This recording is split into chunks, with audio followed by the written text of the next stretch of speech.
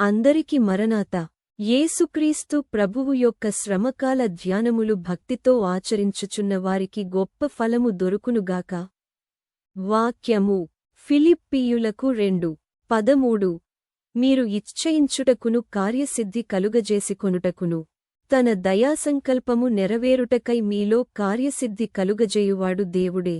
దేవదాసు అయ్యగారు నేర్పించిన క్రమము ప్రకారము శిలువ ధ్యానము అంతరంగ క్రియ. కాని ఇది విభూది రాసుకోవడము కాదు.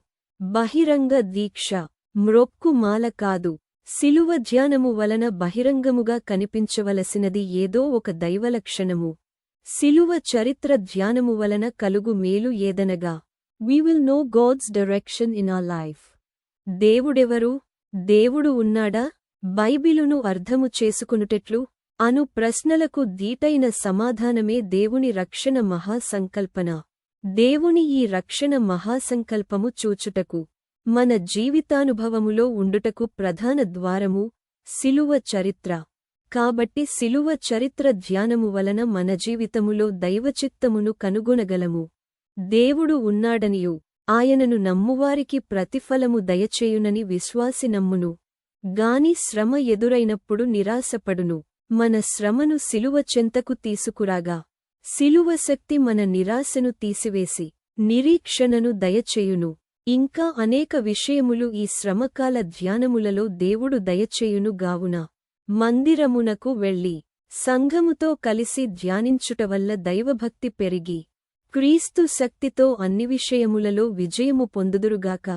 ప్రభువు శిలువ శ్రమతో స్థాపించబడిన దైవరాజ్యములో భాగముగా ఇప్పుడు మనమున్న ప్రపంచము క్రైస్తవులచే నిర్మించబడినది. శిలువ శ్రమ పొందిన యేసుక్రీస్తును విశ్వాసి ఆశ్రయించినంత కాలము ఈ రాజ్యమును తీసివేయుట కష్టము.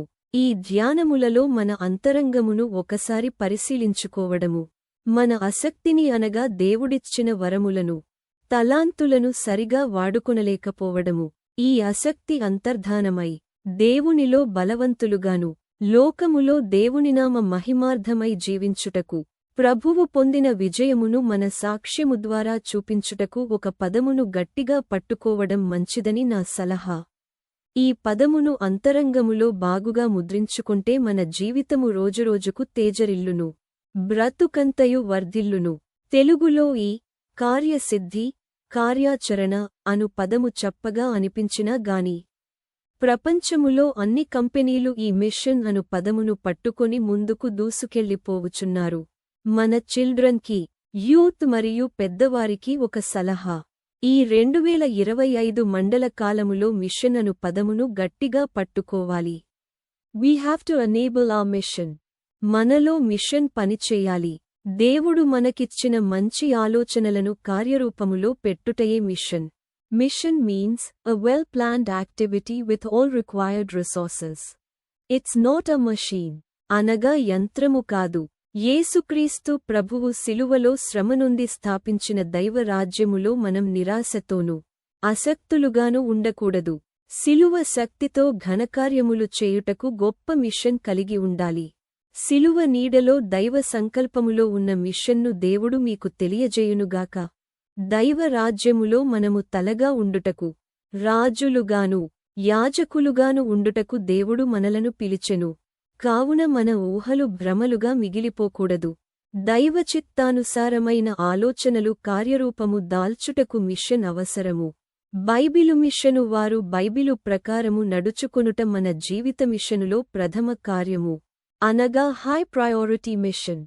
మరి మీలో మిషన్ ఉందా? మన శ్రమను ప్రభువు శిలువపై వేస్తే సులువుగా మన మిషన్ను ఎకాంప్లిష్ చేయగలము.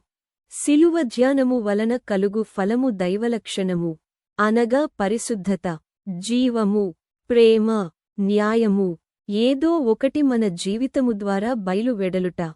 శిలువ ధ్యాన ప్రయాణములో కుటుంబము, సంఘములో ప్రేమ, పనులలో దేవుని శక్తి, అవమానము అణచివేత నిందలలో దేవుని న్యాయము, ఆలోచనలలో జ్ఞానము. మన జీవితములో జీవమును దేవుడు దయచేయునుగాక. ఆమేన్. మరణాత. శిలువ ధ్యానపరులను దేవుడు బహుగా దీవించునుగాక.